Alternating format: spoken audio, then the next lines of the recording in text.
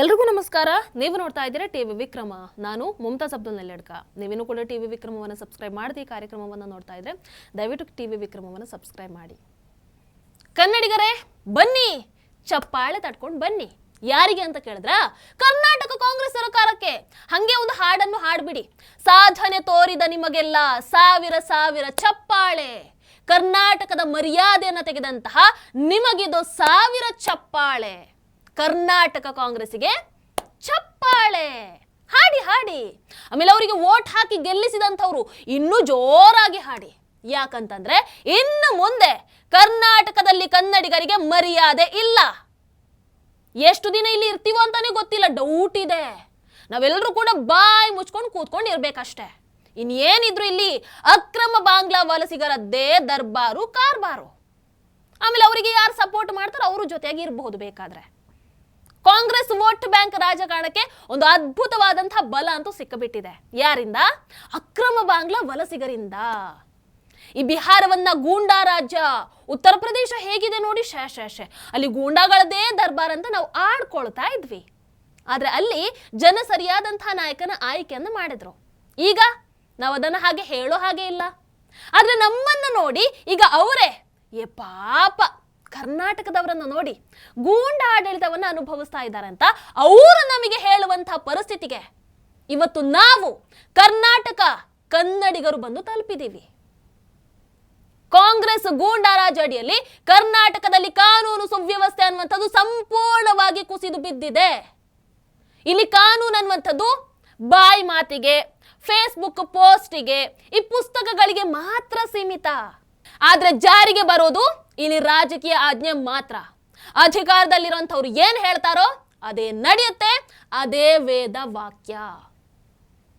ಅಲ್ಲ, ಕರ್ನಾಟಕ ಕಾಂಗ್ರೆಸ್ಸಿಗೆ ನಾನು ಕೇಳಬೇಕು, ಶಿಡ್ಲಘಟ್ಟ ಫ್ಲೆಕ್ಸ್ ತೆರೋ ವಿಚಾರದಲ್ಲಿ ಪೌರಾಯುಕ್ತೆಗೆ ಒಬ್ಬ ಮಹಿಳಾ ಅಧಿಕಾರಿಗೆ, ಯಾರಿಗೆ ಹೇಳಿ, ಒಬ್ಬ ಮಹಿಳಾ ಅಧಿಕಾರಿಗೆ ಅತಿ ಕೆಳಮಟ್ಟದ ಅಶ್ಲೀಲ ಭಾಷೆ ಮೂಲಕ ಬೈದು ಆಕೆಗೆ ಬೆದರಿಕೆಯನ್ನ ಹಾಕಿ ಆಕೆಯನ್ನ ನಿಂದಿಸಿ, ಆಮೇಲೆ ಅದಕ್ಕೆ ಕಾಲ್ ರೆಕಾರ್ಡ್ ಸಾಕ್ಷಿ ಇದ್ದರೂ ಕೂಡ ಅದೇ ಕಾಂಗ್ರೆಸ್ ಗೂಂಡ ರಾಜೀವ್ ಗೌಡ ಆತನೇ ಬಂದು ಹೌದು ನಾನು ಹಂಗೆ ಹೇಳಬಾರ್ದಿತ್ತು ಅಂತ ಲೈವ್ ಅಲ್ಲಿ ಕ್ಷಮೆಯನ್ನ ಕೇಳಿದ್ರು ಕೂಡ ಆತನ ಮೇಲೆ FIR ಆಗಿ 4 ದಿನ ಆಗಿದ್ರು ಕೂಡ ಆತನ ಬಂಧನ ಇನ್ನೂ ಯಾಕೆ ಆಗ್ಲಿಲ್ಲ? ಆತ ಈಗಲೂ ಕೂಡ ಮುಕ್ತವಾಗಿ ಓಡಾಡ್ತಾ ಇದ್ದಾನೆ ತಾನೆ? ಆತನನ್ನ ಹುಡುಕಿ ಹಿಡ್ಕೊಂಡು ಬರೋದು ಅಷ್ಟು ಕಷ್ಟನ ನಿಮಗಳಿಗೆ? ಇಲ್ಲ ಅಲ್ವಾ? ಆದ್ರೂ ನೀವು ಆತನಿಗೆ ಏನು ಮಾಡಲ್ಲ, ನಮಗ್ ಗೊತ್ತು. ಯಾಕೆ ಅಂತಂದ್ರೆ ಆತ ಕಾಂಗ್ರೆಸ್ ಅಧಿಕಾರದಲ್ಲಿರುವಂಥವರಿಗೆ ಆಪ್ತ. ಅಧಿಕಾರದಲ್ಲಿರುವಂಥವ್ರು ಏನು ಮಾಡಿದ್ರು ನಡೆಯುತ್ತೆ, ಅವರ ಅರೆಸ್ಟು ಆಗಲ್ಲ. ಇನ್ನಿತ್ತೀಚೆಗೆ ಟ್ವಿಟರ್ ಅಲ್ಲಿ ಪ್ರಿಯಾಂಕ್ ಖರ್ಗೆ ಅವರು ಸುಳ್ಳು ಟ್ವೀಟ್ ಅನ್ನ ಮಾಡ್ತಾರೆ, ಸಿಕ್ಕಾಕೊಳ್ತಾರೆ. ಸುಳ್ಳು ಮಾಹಿತಿಯನ್ನ ಶೇರ್ ಮಾಡಿ ಜನರ ದಿಕ್ಕನ್ನ ತಪ್ಪಿಸಿ ಆಮೇಲೆ ಅದನ್ನ ಡಿಲೀಟ್ ಮಾಡಿ ಹೌದು ನಾನು ಹಾಕ್ತೀನಿ ಏನಿವಾಗ ಅನ್ನೋ ರೀತಿ ಸಮರ್ಥನೆಯನ್ನ ಮಾಡ್ಕೊಂಡ್ರು ಬಿಟ್ರೆ ಕ್ಷಮೆಯನ್ನ ಕೇಳಲಿಲ್ಲ. ಅವರ ಬಂಧನ ಯಾಕಿಲ್ಲ? ಯಾಕೆ? ದ್ವೇಷ ಭಾಷಣ ಬಿಲ್ಲು ಅದು ಇದು ಅಂತ ಜೋರಾಗಿ ತಂದ್ರಿ, ಅವರಿಗೆ ಅನ್ವಯ ಆಗಲ್ವಾ? ಸಮಾಜದ ದಿಕ್ಕನ್ನ ತಪ್ಪಿಸುವಂತಹ, ಸಮಾಜದ ಸ್ವಾಸ್ಥ್ಯವನ್ನ ಕೆಡಿಸುವಂತಹ ಅವರ ಮೇಲೆ ಕ್ರಮಗಳಾಗಲ್ವಾ? ಸಚಿವ ಅಂತಂದ್ರೆ ಯಾಕೆ? ಅವ್ರ ಮನುಷ್ಯ ಅಲ್ವಾ? ಅವರಿಗೆ ಈ ಸಂವಿಧಾನ ಕಾನೂನು ಅನ್ವಯ ಆಗಲ್ವಾ? ನಮಗೆ ಮಾತ್ರನಾ? ಅದೇ ಒಬ್ಬ ರಾಷ್ಟ್ರ ಮಟ್ಟದ ಕ್ರೀಡಾಪಟು, ಏನಿಲ್ಲ ಪಾಪ, ತರಬೇತಿಗೆ ಕನಿಷ್ಠ ಸೌಲಭ್ಯ ಬೇಕು, ನಮಗೆ ಒಂದು ಒಳ್ಳೆ ಸ್ಟೇಡಿಯಂ ಬೇಕು ಅಂತ ಬೇಡಿಕೆ ಇಟ್ರು ಅಷ್ಟೇ. ಆತನ ಮೇಲೆ ಕೇಸ್ ದಾಖಲಾಗತ್ತೆ. ಪಾಪ ಅದೇ ಕ್ರೀಡಾಪಟು ವಿಡಿಯೋ ಮಾಡಿ ಅದನ್ನು ಹೇಳ್ತಾರೆ. ಅದ್ರಲ್ಲೂ ಕೂಡ ಪ್ರಿಯಾಂಕ್ ಖರ್ಗೆ ಇಲ್ಲ, ಆತ ಬಂದು ಪೆಟ್ರೋಲ್ ಸುರ್ಕೊಂಡ, ಆತ ಹಂಗೆ ಮಾಡ್ದ, ಆತ ಹಿಂಗೆ ಮಾಡ್ದ, ಅದಕ್ಕೆ ಆತನ ಮೇಲೆ ಕೇಸು ದಾಖಲು ಮಾಡಿದ್ವಿ ಅಂತ ಸುಳ್ಳು ಹೇಳ್ತಾರೆ. ಅದನ್ನ ಮತ್ತೆ ಅದೇ ಕ್ರೀಡಾಪಟು ಇಲ್ಲ, ಪ್ರಿಯಾಂಕ್ ಖರ್ಗೆ ಸುಳ್ಳು ಹೇಳ್ತಾ ಇದ್ದಾರೆ ಅಂತ ಅವರ ಸುಳ್ಳನ್ನ ಬಯಲು ಮಾಡ್ತಾರೆ. ಇಲ್ಲಿಯ ಕ್ರೀಡಾಪಟು ಮೇಲೆ ಹೆಂಗೂ ಕೇಸ್ ಆಗಿದ್ಯಾ? ಯಾಕೆ? ಒಳ್ಳೆ ಫೆಸಿಲಿಟಿ ಕೊಡಿ ಅಂತ ಕೇಳಿದ್ದಕ್ಕೆ. ಇನ್ನು ಆ ವಿಡಿಯೋವನ್ನ ಶೇರ್ ಮಾಡಿದ್ದಕ್ಕೆ. ಇದು ಬಹಳ ಮಜಾ. ರೀಟ್ವೀಟ್ ಮಾಡಿದ್ದಕ್ಕೆ ಬಿಜೆಪಿ ಕಾರ್ಯಕರ್ತೆ ಶಕುಂತಲಾ ಅವರಿಗೆ ಕ್ಷಣಾರ್ಧದಲ್ಲಿ ಪೊಲೀಸ್ ನೋಟಿಸ್ ಹೋಗುತ್ತೆ, ಅವರ ಮೇಲೆ ಕೇಸ್ ಆಗತ್ತೆ. ಅಂದ್ರೆ ಇರೋ ವಿಚಾರವನ್ನ ಶೇರ್ ಮಾಡಿದ್ದಕ್ಕೆ. ಏನ್ರಿ ಇದಾ ನಿಮ್ಮ ಕಾನೂನು? ಇದು ಕಾನೂನು ಅಥವಾ ಕಾಂಗ್ರೆಸ್ಸಿನ ನಿಷ್ಠೆಯ ಪ್ರಮಾಣ ಪತ್ರನ? ಏನಿದು? ಅಂಡ್ ಅಲ್ಲಿಗೆ ಕಥೆ ಮುಗಿಯಲ್ಲ, ಈಗ ಶುರುವಾಗಿರೋದು ಅಸಲಿ ಕಥೆ. ಫೈನಲಿ ಪುನೀತ್ ಕೆರೆಹಳ್ಳಿ ಅವರ ಬಂಧನವನ್ನ ಮಾಡಿ ಆಯ್ತೀಗ. ಖುಷಿಯಾಗಿರ್ಬೇಕು ಬಹಳಷ್ಟು ಮಂದಿಗೆ. ವಾರ್ತಾ ಭಾರತಿಯಿಂದ ಹಿಡಿದು ಕಾಂಗ್ರೆಸ್ ವರೆಗೆ ಪ್ರತಿಯೊಬ್ಬರಿಗೂ ಕೂಡ ಪುನೀತ್ ಕೆರೆಹಳ್ಳಿ ಅವರು ಹೊರಗೆ ಇದ್ರೇನೆ ಜಾಸ್ತಿ ಟೆನ್ಷನ್. ಅಯ್ಯೋ ಇವ್ರಿನ್ನು ಯಾವ ಸತ್ಯವನ್ನ ಬಯಲಿಗೆ ಎಳೆದು ಬಿಡ್ತಾರೋ ಏನು ಅಂತ ಅಲ್ವಾ? ಪುನೀತ್ ಕೆರೆಹಳ್ಳಿ ಅವರ ಬಂಧನ ಯಾವಾಗ ಆಗುತ್ತೆ ಗೊತ್ತಾ? ರಾತ್ರಿ 10 ಆಗುತ್ತೆ. ನಮಸ್ತೆ ಸ್ನೇಹಿತರೆ. ಸರ್ಕಾರ ಮಾಡಕ್ಕಾಗದೇ ಇರುವಂತ ಕೆಲಸನ ಒಬ್ಬ ಕಾರ್ಯಕರ್ತ, ಒಬ್ಬ ಭಾರತೀಯನಾಗಿ ಮಾಡ್ತಾ ಇದ್ದಂತಹ ಪುನೀತ್ ಕೆರೆಹಳ್ಳಿಯನ್ನ ಸರ್ಕಾರ ಇವಾಗ ಅರೆಸ್ಟ್ ಮಾಡಿದೆ. ಪೊಲೀಸ್ನವ್ರು ಬಂದು ಇವಾಗ ಕರ್ಕೊಂಡು ಹೋಗಿದ್ದಾರೆ. ಅದು ಬನ್ನೇರ್ಘಟ್ಟ ಪೊಲೀಸ್ ವ್ಯಾಪ್ತಿಯಲ್ಲಿ ಬಂದು ಈಗ ರಾತ್ರಿ 10 ಈ ನಡು ರಾತ್ರಿಯಲ್ಲಿ ಬಂದು ಕರ್ಕೊಂಡು ಹೋಗ್ತಾ ಇದ್ದಾರೆ. ಅವ್ರು ಮಾಡಿದಂತ ತಪ್ಪಾದ್ರೂ ಏನು, ಅಕ್ರಮವಾಗಿ ಬಂದವ್ರನ್ನ ಒಂದು ಪೊಲೀಸಿಗೆ ಒಪ್ಪಿಸುವಂತದ್ದು ಅದು ನ್ಯಾಯ ರೀತಿನಲ್ಲೇ, ಅದು ಪ್ರತಿಯೊಬ್ಬ ಭಾರತೀಯನ ಕರ್ತವ್ಯ ಆಗಿರುತ್ತೆ. ಆ ಕರ್ತವ್ಯನ ಮಾಡಿದಕ್ಕೆ ಈಗ ಪೊಲೀಸ್ನವರು ಬಂದು ಪುನೀತ್ ಕೆರೆಹಳ್ಳಿ ಅವ್ರನ್ನ ಕರ್ಕೊಂಡು ಹೋಗಿದ್ದಾರೆ. ಇದು ರಾತ್ರಿ 10 ಬನ್ನಿ ನೋಡೋಣ ಅವ್ರು ಮುಂದಕ್ಕೆ ಏನ್ ಮಾಡ್ತಾರೆ, ಏನ್ ಕ್ರಮ ಕೈಗೊಳ್ತಾರೆ, ಒಂದು ದೇಶ ಪರವಾಗಿ ಕೆಲಸ ಮಾಡಿದಕ್ಕೆ ಅಂತ ನೋಡೋಣ. ಎಡಪಂಥೀಯರ ಒತ್ತಡಕ್ಕೆ ಮಣಿದು ಬಂಧಿಸುವಂತ ಕೆಲಸವನ್ನ ಮಾಡ್ತಾ ಇದೆ. ಇದು ಎಷ್ಟು ಸರಿ? ಆಯ್ತಪ್ಪ, 10 ಅದು ರಾತ್ರಿ, ಅಷ್ಟು ಅರ್ಜೆಂಟ್ ಅಲ್ಲಿ ಯಾಕಪ್ಪ ಅರೆಸ್ಟ್ ಮಾಡಿದ್ರಿ? ಅಂತ ಕಾರಣ ಏನು ಅಂತ ನೋಡಿದ್ರೆ ಏನು, ಅಕ್ರಮ ಬಾಂಗ್ಲಾ ವಲಸಿಗರನ್ನ ಹಿಡಿದು ಪೊಲೀಸರ ಕೈಗೆ ಒಪ್ಪಿಸಿತು. ಇದು ಪುನೀತ್ ಕೆರೆಹಳ್ಳಿ ಅವರು ಮಾಡಿದಂತಹ ತಪ್ಪು. ಅವರ ಅಪರಾಧಿನ ಅಲ್ಲ, ಕಾನೂನಿಗೆ ಸಹಕಾರವನ್ನ ಮಾಡಿದಂತಹ ಒಬ್ಬ ಭಾರತದ ಪ್ರಜೆ. ಆದ್ರೂ ಅವರ ಬಂಧನ ಆಗುತ್ತೆ. ಯಾಕೆ? ಇಲ್ಲಿ ಕರ್ನಾಟಕ ಕಾಂಗ್ರೆಸ್ ಇಂದ ಹಿಡಿದು ವಾರ್ತಾ ಭಾರತಿಯಂತಹ ದೇಶ ದ್ರೋಹಿಗಳ ಪಾಲಿಗೆ ಆ ಅಕ್ರಮ ವಲಸಿಗರೇನಿದ್ದಾರೆ ಅವರು ಪೀಡಿತರು, ಅವರು ಶೋಷಿತರು, ಅವರು ಪಾಪದವರು, ಅವರು ಬಡವರು. ವಾರ್ತಾ ಭಾರತಿ ಬಶೀರ್ ಅಂತವರಿಗೆ ಇನ್ನೂ ಒಂದು ಹೆಜ್ಜೆ ಮುಂದೆ ಹೋಗಿ ಅವರು ನಮ್ಮವರು, ಅವರು ಮುಸಲ್ಮಾನರು ಅನ್ನುವಂಥದ್ದು ಇರಬಹುದು, ಕಾಂಗ್ರೆಸ್ಗೆ ನಮ್ಮ ವೋಟ್ ಬ್ಯಾಂಕ್ ಅನ್ನುವಂಥದ್ದು ಇರಬಹುದು. ಅದಕ್ಕೋಸ್ಕರನೇ ಅಕ್ರಮ ಬಾಂಗ್ಲಾ ವಲಸಿಗರು ಇಲ್ಲಿ ಶೋಷಿತರಾಗಬಿಟ್ರು. ದೇಶದ ಕಾನೂನಿಗೆ ಸಹಾಯವನ್ನ ಮಾಡಿದಂತಹ ಪುನೀತ್ ಕೆರೆಹಳ್ಳಿ ಆರೋಪಿತರಾದ್ರು, ಅವರ ಬಂಧನ ಆಯ್ತು. ವಾರೆ ವಾ, ಎಲ್ಲಿ ನಾವಿದ್ದೀವಿ? ಎಲ್ಲಿದ್ದೀವಿ ನಾವು?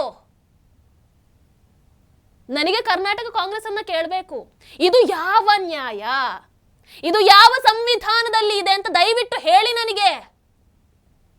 ಆರ್ಟಿಕಲ್ 14 ಏನ್ ಹೇಳುತ್ತೆ? ಕಾನೂನಿನ ಮುಂದೆ ಎಲ್ಲರೂ ಸಮಾನರು. ಆದ್ರೆ ಕರ್ನಾಟಕ ಕಾಂಗ್ರೆಸ್ ಇಲ್ಲಿ ಏನು ಮಾಡ್ತಾ ಇದೆ? ಸೆಲೆಕ್ಟಿವ್ ಸಮಾನರು. ರಾಜೀವ್ ಗೌಡ, ಪ್ರಿಯಾಂಕ್ ಖರ್ಗೆ, ಆಮೇಲೆ ಇರುವಂತಹ ಸುದ್ದಿಯನ್ನ ಹಾಕದೆ ಸತ್ಯವನ್ನ ಮರೆಮಾಚುವಂತಹ ವಾರ್ತಾ ಭಾರತಿ ಅಂತವರಿಗೆ ರಾಜಕೀಯ ರಕ್ಷಣೆ ಬಹಳ ಅದ್ಭುತವಾಗಿ ಕೊಡ್ತೀರಾ, ಅವರಿಗೆ ರಕ್ಷಣೆ ಭಾಗ್ಯ. ಆದ್ರೆ ದೇಶದ ಒಳಗೆ, ಅದರಲ್ಲೂ ನನ್ನ ರಾಜ್ಯದ ಒಳಗೆ ಅಕ್ರಮವಾಗಿ ಬಾಂಗ್ಲಾದವರು ಬಂದು ಕೂತಿದ್ದಾರೆ, ಅವರನ್ನ ಹೊರಗೆ ಹಾಕಿ ಅಂತ ಪೊಲೀಸರ ಕೈಗೆ ಒಪ್ಪಿಸಿದ್ರೆ ಅಂತಹ ದೇಶಭಕ್ತ ಪುನೀತ್ ಕೆರೆಹಳ್ಳಿ ಅವರಿಗೆ ಜೈಲು ಭಾಗ್ಯ. ಎಲ್ಲಿದೆ ಸಂವಿಧಾನ? ಬನ್ನಿ ಮಾತಾಡಿ. ಆರ್ಟಿಕಲ್ 21 ಏನ್ ಹೇಳುತ್ತೆ? ವೈಯಕ್ತಿಕ ಸ್ವಾತಂತ್ರ್ಯ ಎಲ್ಲಿದೆ? ಕಾನೂನು ಪ್ರಕ್ರಿಯೆ ಇಲ್ಲದೆ ಸೀದಾ ಬಂಧನ ಆಗುತ್ತಲ್ವಾ, ಪ್ರತೀಕಾರ ತೀರಿಸಿಕೊಳ್ಳಲಾಗುತ್ತಲ್ವಾ? ಎಲ್ಲಿದೆ ನಿಮ್ಮ ಸಂವಿಧಾನ? ಆರ್ಟಿಕಲ್ 19 ಏನ್ ಹೇಳುತ್ತೆ? Freedom of speech. Rajeev Gowda ಅಂತವರಿಗೆ ಫ್ರೀಡಮ್ ಆಫ್ ಸ್ಪೀಚ್ ಇದೆ, ಫ್ರೀಡಮ್ ಆಫ್ ಎಕ್ಸ್ಪ್ರೆಷನ್ ಈ ಕಾಂಗ್ರೆಸ್ಗೆ ಬೇಕಾದಂತವರಿಗೆ ಎಂತಹ ಕಾನೂನು ವಿರೋಧಿ ಕೆಲಸ ಮಾಡೋದಕ್ಕೂ ಇದೆ. ಆದ್ರೆ ಸತ್ಯವನ್ನ ಹೇಳುವಂತವರಿಗೆ ಫ್ರೀಡಮ್ ಆಫ್ ಸ್ಪೀಚ್ ಇರಲ್ಲಪ್ಪ, ಫ್ರೀಡಮ್ ಆಫ್ ಎಕ್ಸ್ಪ್ರೆಷನ್ ಇರಲ್ಲಪ್ಪ. ಹಿಂದುತ್ವವಾದಿಗಳಿಗೆ, ರಾಷ್ಟ್ರೀಯವಾದಿಗಳಿಗೆ ಫ್ರೀಡಮ್ ಅನ್ನುವಂಥದ್ದೇ ಇಲ್ಲ ನಮ್ಮ ರಾಜ್ಯದಲ್ಲಿ, ಅದು ಕರ್ನಾಟಕ ಕಾಂಗ್ರೆಸ್ ಆಡಳಿತದಲ್ಲಿ. ಆಮೇಲೆ ಇಲ್ಲಿ ಆರ್ಟಿಕಲ್ 19 ಅನ್ನುವಂಥದ್ದು ಇದೆಯಲ್ವಾ, ಅದು ಭಾರತೀಯ ನಾಗರಿಕರಿಗೆ ಮಾತ್ರ ಅನ್ವಯ ಆಗತ್ತೆ. ಆದ್ರೆ ಕರ್ನಾಟಕ ಕಾಂಗ್ರೆಸ್ ಅದನ್ನು ಉಲ್ಟಾ ಮಾಡಿಬಿಟ್ಟಿದೆ. ಭಾರತೀಯನಾಗಿರುವಂತಹ ಪುನೀತ್ ಕೆರೆಹಳ್ಳಿ ಅವರಿಗೆ ಆರ್ಟಿಕಲ್ 19 ಅನ್ವಯ ಆಗಲ್ಲ. ಅಕ್ರಮ ಬಾಂಗ್ಲಾ ವಲಸಿಗರಿಗೆ ಅವರಿಗೆ ಆರ್ಟಿಕಲ್ 19 ಅನ್ವಯ ಆಗತ್ತೆ. ಅವರಿಗೆ ಇಲ್ಲಿ ಫ್ರೀಡಮ್ ಆಫ್ ಸ್ಪೀಚ್, ಎಕ್ಸ್ಪ್ರೆಷನ್ ಎಲ್ಲ ಇದೆ. ಪುನೀತ್ ಕೆರೆಹಳ್ಳಿ ಅವರಿಗೆ ಇಲ್ಲ. ಅದಕ್ಕೆ ಅವರ ಬಂಧನ ಆಗತ್ತೆ.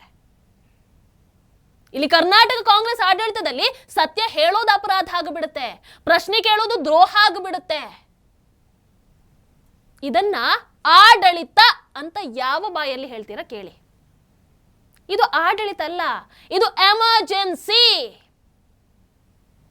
ಇವರ ಆಡಳಿತದಲ್ಲಿ ಫ್ರೀಡಮ್ಮೇ ಇಲ್ಲ.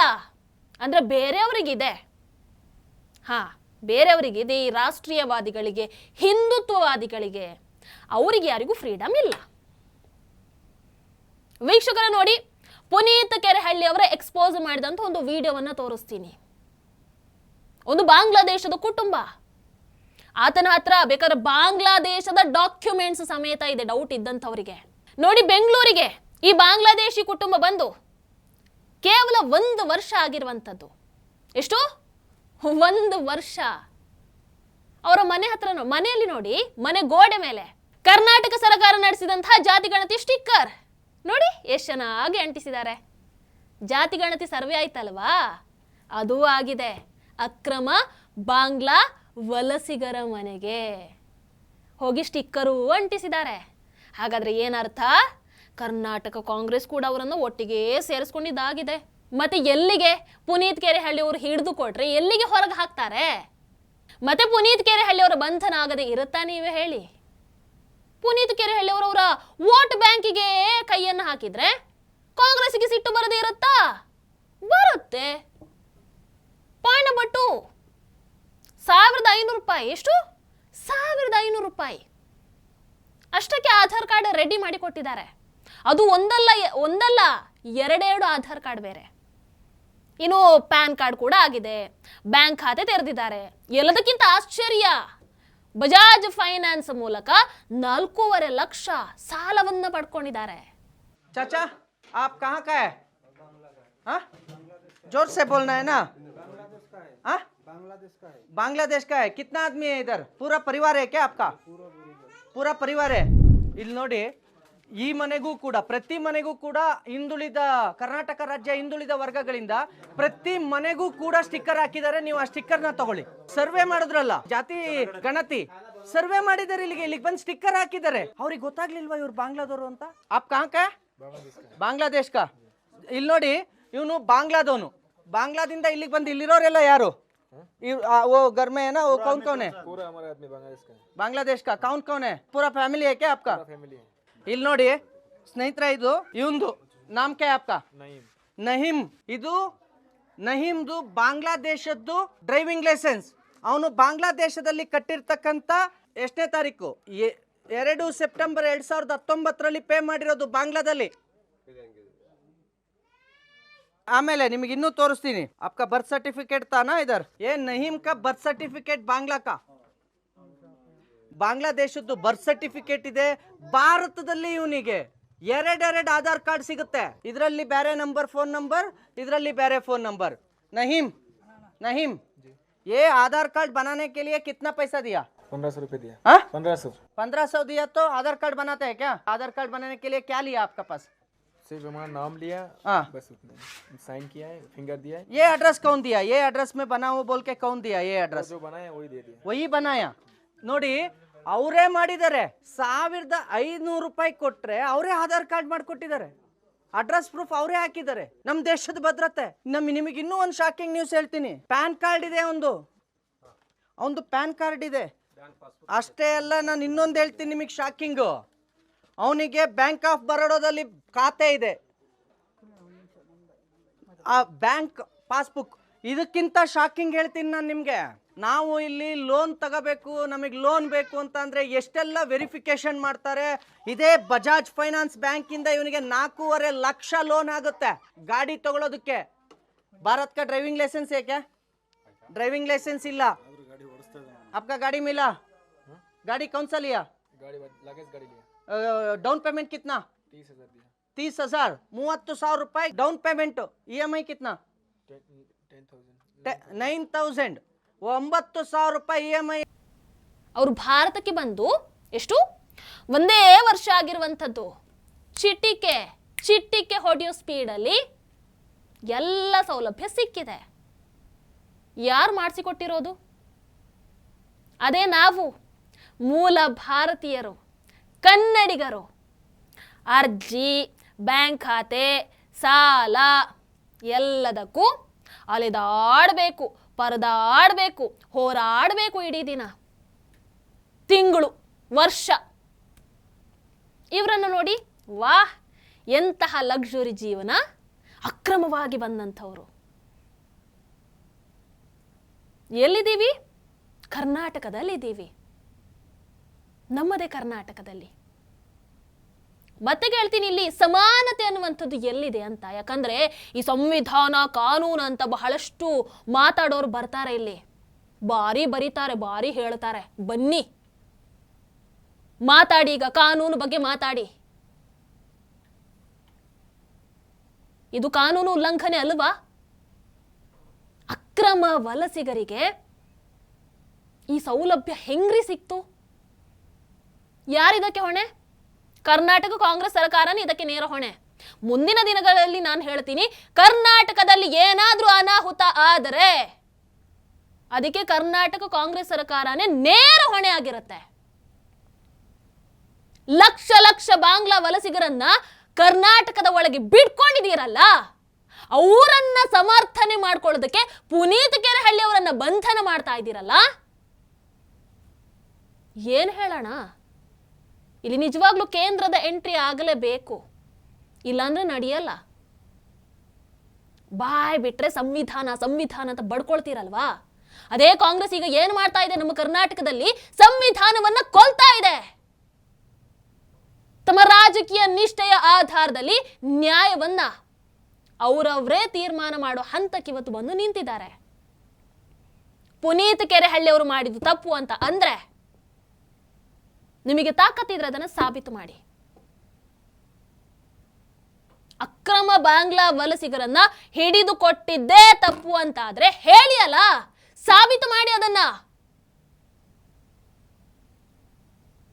ನೀವು ನ್ಯಾಯಪರ ಇದ್ದೀರಾ ಅಂತಂದ್ರೆ ರಾಜೀವ್ ಗೌಡ ಆಗಿರಬಹುದು, ಇನ್ನೊಬ್ಬ ಯಾರೋ ರಾಜಕಾರಣಿ ಮಗ ಅದೇ ರೀತಿ ಸಿಕ್ಕಾಕೊಂಡಿದ್ದ ಆತ ಆಗಿರಬಹುದು, ಸುಳ್ಳು ಹೇಳಿ ಅದನ್ನ ಡಿಲೀಟ್ ಮಾಡಿದಂತಹ ಪ್ರಿಯಾಂಕ್ ಖರ್ಗೆ ಅವರಾಗಿರ್ಬೋದು, ಇಂಥವರ ಮೇಲೆ ಕ್ರಮವನ್ನ ಕೈಗೊಳ್ಳಿ ನೋಡೋಣ. ಕಾನೂನು ಎಲ್ಲರಿಗೂ ಒಂದೇ ಅಲ್ವಾ? ನಮಗೆ ಬೇರೆ ನಿಮಗೆ ಬೇರೆನಾ? ನಮಗೆ ನಿಮ್ಮ ಅಧಿಕಾರದ ದರ್ಪ ಬೇಡ, ನಮಗೆ ಉತ್ತರ ಬೇಕು, ನ್ಯಾಯಸಮ್ಮತ ಉತ್ತರ ಬೇಕು. ಹಾಗೆ ಇನ್ನೊಂದು ಮಾತನ್ನ ನಾನಿಲ್ಲಿ ಹೇಳಲೇಬೇಕು. ನಾನು ಈ ಕಾರ್ಯಕ್ರಮವನ್ನ ಮುಗಿಸಿ, ಬಹುಶಃ ಈ ಕಾರ್ಯಕ್ರಮ ನೀವು ನೋಡೋ ಹೊತ್ತಿಗೆ ಖಂಡಿತವಾಗ್ಲೂ ಕೂಡ ಪುನೀತ್ ಕೆರೆಹಳ್ಳಿ ಅವರ ಬಿಡುಗಡೆ ಆಗಿರುತ್ತೆ, ಅವರಿಗೆ ಜಾಮೀನು ಸಿಕ್ಕಿರುತ್ತೆ. ಯಾಕೆ ಅಂತ ಅಂದ್ರೆ ಅವರ ಬಂಧನ ನ್ಯಾಯಯುತವಾಗಿ ಆಗಿರುವಂಥದ್ದಲ್ಲ, ಇದು ಸಂವಿಧಾನ ವಿರೋಧಿ ನಡೆ ಆಗಿರುವ ಕಾರಣದಿಂದ ಖಂಡಿತವಾಗಲೂ ಕೂಡ ಆದಷ್ಟು ಬೇಗ ಪುನೀತ್ ಕೆರೆಹಳ್ಳಿ ಅವರಿಗೆ ಜಾಮೀನು ಸಿಕ್ಕಿರುತ್ತೆ. ಅಂಡ್ ಈ ಕಾರ್ಯಕ್ರಮ ನೀವು ನೋಡೋ ಹೊತ್ತಿಗೆ ಬಹುಶಃ ಪುನೀತ್ ಕೆರೆಹಳ್ಳಿ ಅವರು ಹೊರಗೆ ಬಂದಿರ್ತಾರೆ. ಯಾಕೆ ಅಂತಂದ್ರೆ ಅವರು ಮಾಡ್ತಾ ಇರುವಂಥದ್ದು ದೇಶದ ಪರವಾದಂತಹ ಕೆಲಸ, ಅಕ್ರಮವಾಗಿ ಬಂದಿರುವಂತವರನ್ನ ಹೊರಗೆ ಹಾಕುವಂತಹ ಕೆಲಸವನ್ನ ಅವರು ಮಾಡ್ತಾ ಇರೋ ಕಾರಣ ನ್ಯಾಯಾಲಯದ ಮೇಲೆ ನಮಗೆ ಸಂಪೂರ್ಣವಾದಂತಹ ನಂಬಿಕೆ ಇದೆ. ಖಂಡಿತವಾಗ್ಲೂ ಕೂಡ ಆದಷ್ಟು ಬೇಗ ಈ ಕಾರ್ಯಕ್ರಮ ನೀವು ನೋಡೋ ಹೊತ್ತಿಗೆ ಪುನೀತ್ ಕೆರೆಹಳ್ಳಿ ಅವರ ಬಿಡುಗಡೆ ಆಗಿ ಇರುತ್ತೆ ಅಷ್ಟೇ. ಇಲ್ಲಿ ಕರ್ನಾಟಕ ಕಾಂಗ್ರೆಸ್ ಸರ್ಕಾರ ಒಂದನ್ನಂತೂ ನೆನಪಲ್ಲಿ ಇಟ್ಕೊಳ್ಳಿ, ಇಷ್ಟು ದಿನ ಇವ್ರು ಮಾಡ್ತಾ ಇದ್ದಂತಹ ಕೆಲಸಕ್ಕೆ ಒಂದು ಮಟ್ಟದ ಬೆಂಬಲ ಇತ್ತು. ಈಗ ನೀವು ಬಂಧನ ಮಾಡೋ ಮೂಲಕ ನೆಕ್ಸ್ಟ್ ಲೆವೆಲ್ ಪ್ರಚಾರವನ್ನಂತೂ ಕೊಟ್ಟಿದ್ದೀರಾ. ಈಗ ಅವರು ಬಿಡುಗಡೆ ಆಗಿ ಬಂದ ನಂತರ ಈ ಅಕ್ರಮ ಬಾಂಗ್ಲಾ ವಲಸಿಗರನ್ನು ಹೊರಗೆ ಹಾಕುವಂತಹ ಕೆಲಸವನ್ನ ಇನ್ನಷ್ಟು ಜೋರಾಗಿ, ಇನ್ನಷ್ಟು ಬಲಿಷ್ಠವಾಗಿ ಮಾಡ್ತಾರೆ.